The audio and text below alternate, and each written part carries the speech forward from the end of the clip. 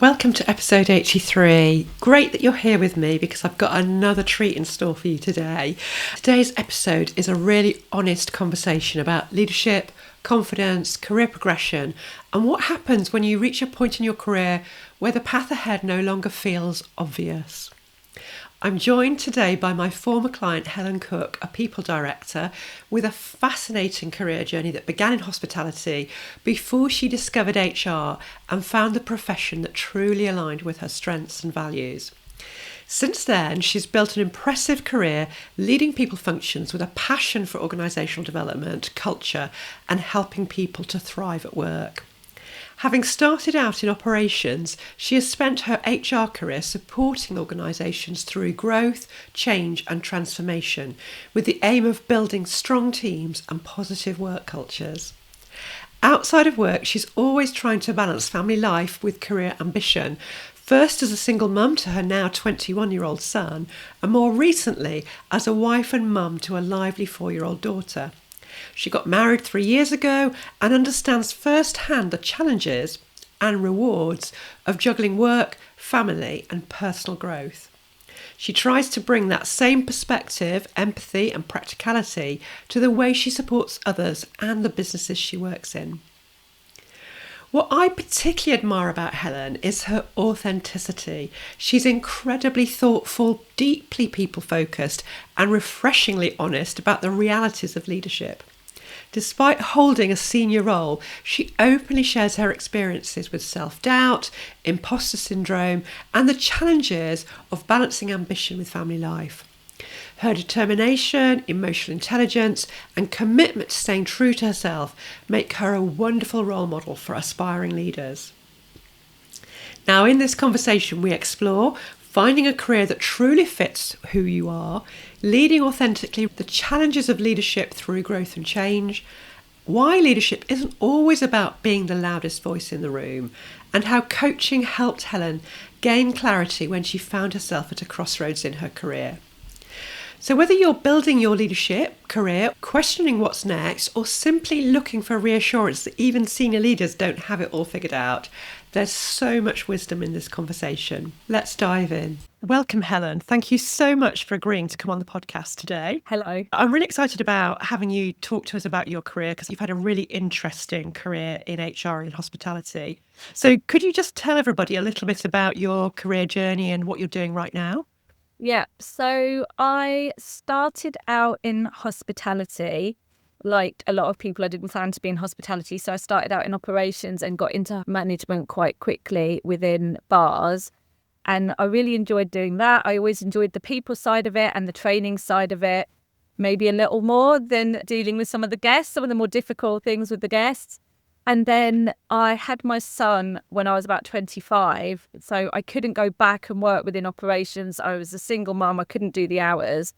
And I was really lucky that I managed to find a job still within hospitality, but within HR. So that was my first HR job. And pretty much from when I started that, everything just fell into place. I really enjoyed working in HR. So that was a very long time ago, I think 2010, something like that. I got made redundant. And at that time, I hadn't done any training, hadn't done my CIPD, so I couldn't go back into HR. But I knew that I wanted to. So I did a couple of other roles, still within hospitality, always with the aim of getting back into HR. And I finally got a break to go back and work in HR within a contract catering company within a hospital. And that was just amazing because I learned so much and I really got some good support there to get me on my CIPD Level 7. And then I just progressed really quickly from there. I went on to be an HR manager in a restaurant, got my Level 7, went on to be head of HR, and now I'm people director for a cinema and entertainment group. Once you decided HR was your thing, it sounds like you were quite focused about moving forward in that. Within your HR career, what would you say were the main turning points for you? I think main turning point was, I guess, when I got that first HR role, finding something that really fits with me, that I enjoyed doing, because I did struggle a little bit when I was a manager in operations. Like I said, I wasn't the most confident of people. I wasn't a loud leader. And I really struggled with that aspect of operational management. And I felt I had to be quite a loud person. It was also a different culture back then. You felt like you had to be one of the boys, that kind of thing. And then when I got my first HR role, I really felt I could utilise the skills that I enjoyed. I was so interested in people and how people work. Really, at that time, I was quite idealistic and I really wanted to help people and I really wanted to kind of change people's lives and all of that kind of thing. And yeah, so that was a real turning point, realising actually, because I don't think I'd ever considered HR as a career. At that point, my only interactions with HR as a manager was when they were stopping you from doing things. I seem to remember thinking, I'm not going to be that kind of HR manager. I'm going to help all the managers. So there was that. And then I think, again, when I worked at the hospital and I started my CIPD and I learned even more around the strategic side of it and that there was more to HR than just like ER advice and things like that. It piqued my interest even more because I was learning about change management and psychology and leadership skills and behaviours and I was so interested in all of that stuff.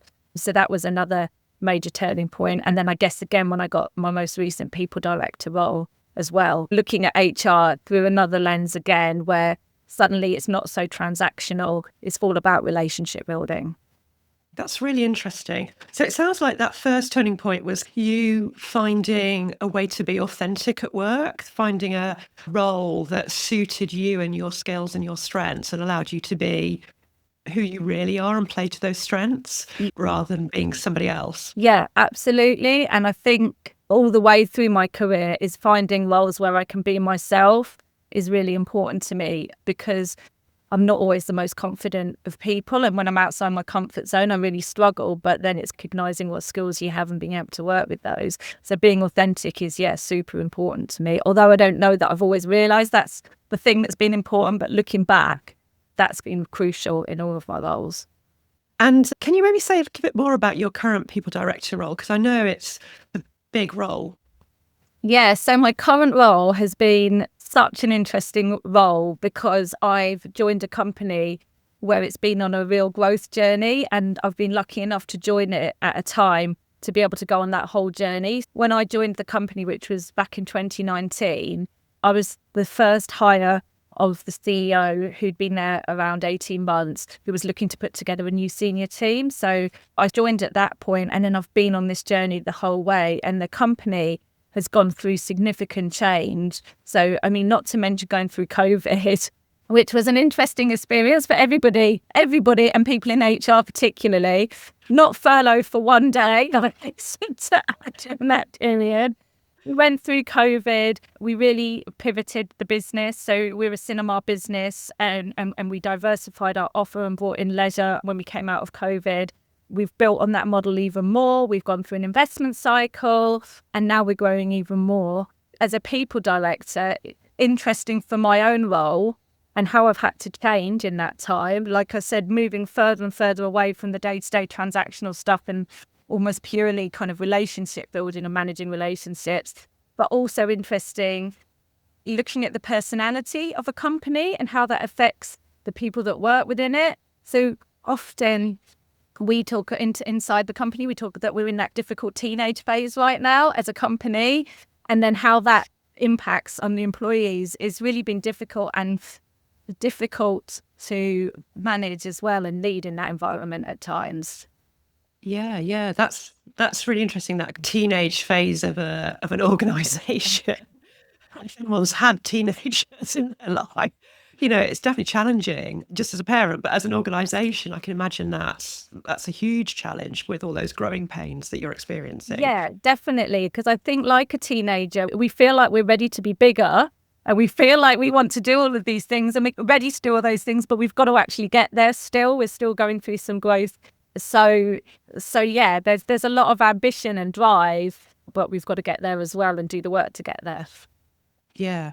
I mean, I was going to ask you what have been the leadership challenges for you in your current job, but it sounds as though you've had kind of every possible leadership challenge there is around COVID, growth, organisational design, like new teams. Yeah. Is there anything else you'd highlight that's been particularly either interesting or challenging to work around? I think from a personal point of view, one of the challenges and that I still find challenging is, so when I said I first got into HR, I was quite idealistic, and it was all this about the idea of trying to help people. For a long time in my role, one of the things I was proud of was my connection with the whole team, with everybody. And I worked for quite small businesses, so I was able to have connection with employees and senior stakeholders. But then as my role's grown, I can't, and as the company's grown just in size, I can't maintain that connection anymore. And so as a leader, because my style was I was much better one-to-one, and I've not been able to pull those levers so much now. And then with that is a bit of imposter syndrome, like, oh, people are going to think that, I'm not interested in them, but I am interested in them. So I think that's been a real personal challenge in how the role's changed. And how have you managed that then? I think I have to look at my own team as well, and be more trusting to manage through my own team. And my team will probably tell you this to start off with. I really struggle to let things go, because if things weren't done in the way that I wanted to do it, I didn't want that to reflect back on sort of the style that I wanted to lead it in. But I've definitely become better at leading through my team and being happy that, it's not all about me. There is a whole team of us. And I think that's really helped. And now as we get bigger, my team's about to get bigger as well. So looking at when I'm recruiting, shared values with the company is really important, but also shared values with me as well is really important. So I think that's something that's helped. And then a lot of self-reflection and coaching has helped as well.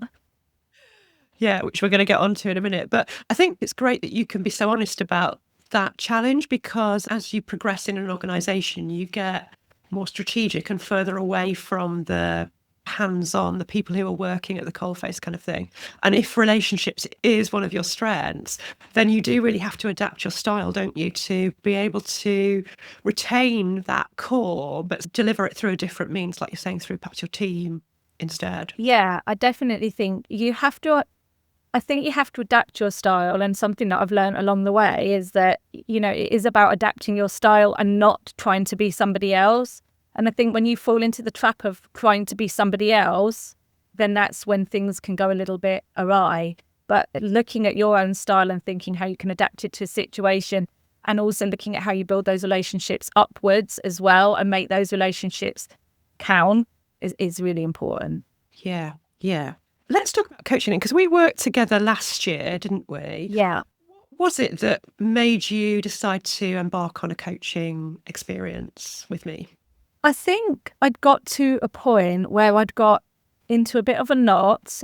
I wasn't quite sure what my plan was anymore. I spent so long being focused. So basically, going back to when I first got my first role in HR, which was just after I had my son, really that was like starting my career again at that point. And then it started my career again as a single mum. And I was really determined. I always had this phrase in my head that I need to earn the money of two people. Two people is what I need to do. So I was quite driven to go up the ladder. And that was my driver. It was linked with family. It was linked with supporting my son, getting my own place, all of that kind of thing. I'd say that was the ambition, as well as just wanting to do my job well, more than status. And then once I got to people director, I wasn't sure what was driving me anymore, if that made sense. It wasn't that I wasn't enjoying my role, but for the first time, I didn't have like a plan in front of me that I knew, okay, this is definitely what I want to do next. Because I knew that the roles after people director, the more senior roles, were not necessarily like the roles that I wanted to do next, but I wasn't sure. So I just felt a bit lost, really. And then I'd also been through some other life changes. I got married. I had a daughter who's 4 now. And so it was going back to those years of balancing work with a toddler and now balancing work with a husband as well. So I just suddenly had a moment where I was like, I don't actually know what I'm doing anymore or why. It's quite a pivotal moment in your life for you. And what impact was not having a plan having on you? Because I like to feel like I like to know the reason behind actions, I guess, including my own. And so by not having a plan, I couldn't move forward, or I just think it made me feel a bit like I was sort of floating in space. And I guess that I couldn't personally develop, because if I didn't know what I wanted to develop to, then where was the personal development? And then if there's no personal development, what am I doing? I guess it's a bit of an existential crisis, so to speak. Yeah, and we do experience those existential crises through our lives, don't we, at key points that just converge to make us question where we are and what we're doing and what we want to do going forward. And what for you, what did the coaching do for you? What was the shifts that the coaching helped you with? Well, the coaching was so helpful because it just gave me a moment in time to stop and go back and actually revisit all of these points on my journey that I hadn't really considered before. So when we were just talking now about, you know, the importance of being authentic, like I hadn't ever considered those things before, or why I'd made certain decisions. And I think it's really nice to go back and actually appreciate some of the decisions you made, which maybe at the time you didn't know whether they were good or bad decisions, but now you do know that they worked out well. So that was really helpful, because then it made me distill what kind of a leader that I wanted to be and what I can bring to the table that's unique to me. And then once I knew that, then you can start to think about, well, how do I want to develop those things that make me unique? And then you can start to build a bit more of a plan. I don't know that I'm doing anything different necessarily now, but it's just brought about clarity. And then, and also, I guess, when we talk about working with a team and things, just thinking about how I lead projects, what things need to sit with me, what things actually, this isn't the right project to sit with me. It can go and sit with someone else. It's given me a framework to work within that I didn't have before. Yeah. So it's helped you get that clarity around who you are and the strengths that you bring, and what you might say yes and no to, and where you're heading in the future. And can I just talk to you about the confidence piece? Because obviously you mentioned earlier that, you know, you said quite honestly, you're not the most confident person. And there's this kind of fallacy about leaders, isn't there? You know, people director, you're going to be like super confident, you've got all the answers. So could you maybe say a little bit more about how you manage that sense of I don't always feel confident as a leader? I'm still learning this, that I'm not the only one that doesn't feel confident. Actually, people in general don't feel confident all the time.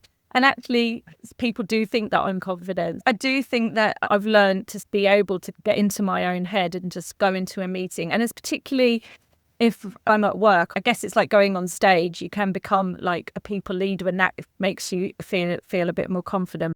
It's really interesting because as you get more senior and you have relationships with more senior people, you actually then can really see not everybody's that confident and not everybody's perfect. But I think when you're on the ladder going up to those roles, everybody just seems like they've got everything together and they know exactly what they're doing. And then when you get there, when you get into the room, you're like, oh, okay, we're all quite similar, actually. Yeah. And I guess maybe that's testament to your relationship building, though, as well, Helen, that people feel at that senior level, they can be maybe a bit vulnerable or more open with you about some of the things they find challenging. Yeah. I mean, I hope so. Because I definitely find it easier to work in that way. Like I said, it's a lot easier to work one-to-one with people, I find, than not. Yeah. Well, I'm glad that we've dispelled the myth that the C-suite are these kind of, you know, super confident people. Because everyone's human, aren't they? And we all have our own stuff that we bring. It's just how you manage it. And I think as well, in today's day and age with social media and everything, it's even easier to think everybody else has got it together and I'm the only one that hasn't, because it's become so crucial to present yourself in that way and to not be vulnerable. Absolutely. So, given your journey, what advice would you give to somebody earlier in their HR career who wants to become an HR leader or a people leader? What would you say to them about starting on that leadership journey? But it's a slow, like, don't want to do too much too soon. I think you have to put a lot of work in at the beginning and for a long time. And at the time I felt actually quite annoyed that I wasn't progressing in the way that I wanted to. But I think to be a people leader, you really need to understand people. And so actually it's priceless. That time when you start your career, and you're learning about the different ways that people interact and the different processes and the emotions and how processes can affect emotions, and just sitting in that time, because you don't get that time back again. And as I said, as you progress, you get further and further away from that. But actually, that is the most important thing, because that's when you learn about people. So I think my advice is, don't worry if it feels like you're not progressing, and try and learn as much. The more different things you can do at that point. I was lucky enough that I did recruitment, I did stuff within training, I did a bit of payroll, did some ER, worked with some unions. I managed to cover off a lot of things, which I still refer back to now. So as many experiences like that as you can get, because then the rest of it is then just developing yourself. That's really great advice, because sometimes we are on this kind of train, aren't we, where we feel like we've got to be on the express train to get to that leadership role. But actually being on, what's the opposite of an express? The slow train, the local train, actually really valuable, because it gives you more time to gather those experiences that are going to be really valuable later on. You know, you can't write a strategy on organisational design if you don't understand how the people work within the organisation. Exactly. And so much of HR is about assessing risk, and you can only assess risk. It's easier to assess risk if you've been through different situations. So then you can map out, well, this could happen, or this could happen, or this could happen. And this is how we could deal with these things. Yeah. Can I just ask you about resilience? Because obviously HR, there's a huge kind of feeling that HR is burning out. There's so much pressure on HR, and the resources are much lesser than, say, even 10 years ago, the amount of people in HR. As an HR leader, an HR professional, how do you build that resilience? Because it's so easy to get burnt out because there's so much to deliver. It's really, really difficult. And I definitely get emotionally attached to projects, to people. And I'm also somebody that likes to solve things. And if I can't solve things for someone, or I can't get to a solution, it really eats me up. I think, especially in HR at the moment, where we are seeing lots of people that are able to express their feelings more and want to, whereas before people didn't so much. It can be a lot, definitely. And I think probably anybody that was in HR during COVID got a baptism of fire into that way of working, where suddenly we had to deal with quite a lot. You've got to be realistic about what you can and can't do. And I think you've just got to learn that, and you've got to try and learn to be okay with the fact that sometimes you can't solve things, or sometimes you can't make everyone happy. The way I stay resilient is to try and compartmentalise things quite a lot, to make sure that home time and family time is home time and family time, and not drag work into it. But that's not to say I haven't had my waking up at 3 a.m. thinking about things. I think you've just got to be quite realistic. But it's really, really difficult. It's really difficult to not burn out, I think. So just going back to the coaching, if someone was thinking about having coaching with me, what would you say to them? Well, I would always recommend coaching, and I have recommended it since, because I just think everyone should try and do it. If everyone gets the opportunity to do it at least once, because it's just that moment in time to just think about yourself and get some clarity, and have permission to think about yourself and explore yourself. I would recommend it to anybody, particularly if you're struggling, either because the career's not going in the direction you want it to go in, or maybe something's happened, like there's a redundancy and you don't know what you're going to do next. I think it helps to hear someone else talk you through different choices and help you with that, because otherwise you can get quite tunnel visioned. Yeah. So everybody, Helen says, at least once in your lifetime, you need to embark on coaching, which I would wholly subscribe to. So let me just ask you then, what one word, or you could have more than one if you want, describes your leadership style, would you say? Determined, maybe? Not maybe, determined. Maybe is that one of the words? Yeah, determined or tenacious, I think a word like that. I might not be the loudest leader in the room, but if I think that something's right, I'll keep coming back to it until I can get to that in a different way, maybe, until I can get to that point. I won't necessarily just drop something. Yeah, I really like that. That's tenacious and determined. Brilliant. And my final question for you, Helen, is what does unstuck and unstoppable mean to you? Well, I guess it's like what we've talked about with the coaching. So for me, getting out of that stuck place that I was in has given me more confidence, has opened my eyes to different opportunities, has made me appreciate my current role in a different way. And so, yeah, that gives you a bit of freedom to enjoy what you're doing. And what about the unstoppable bit? What does that mean? To me personally, Yeah. I don't know yet. I don't know yet. I guess that's it, really. It's okay actually not to know, but just to keep moving forward. And maybe it's okay to not have a plan, but to be taking baby steps and see what happens. Yeah, I love that. Well, thank you, Helen, for being so honest, for sharing your journey with us, and thank you for being on the podcast today. Thank you for inviting me. Thank you so much for listening to this episode. I really hope you enjoyed it. One of the things that stayed with me from this conversation was Helen's honesty about not always knowing what comes next. So often we feel pressure to have a perfect plan, a 5-year strategy, or complete certainty about our future. Yet Helen reminds us that sometimes growth comes from taking small steps forward, staying curious, and allowing the path to unfold. I also loved her insight that leadership is not a race.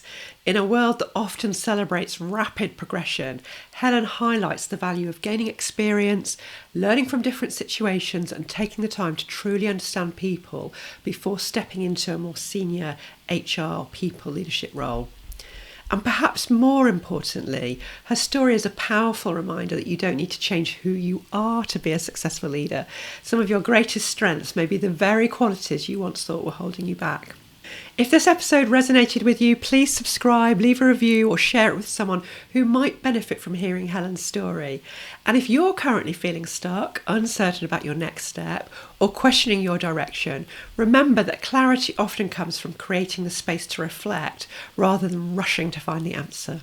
Until next time, keep trusting yourself, keep learning, and keep moving forward, one step at a time.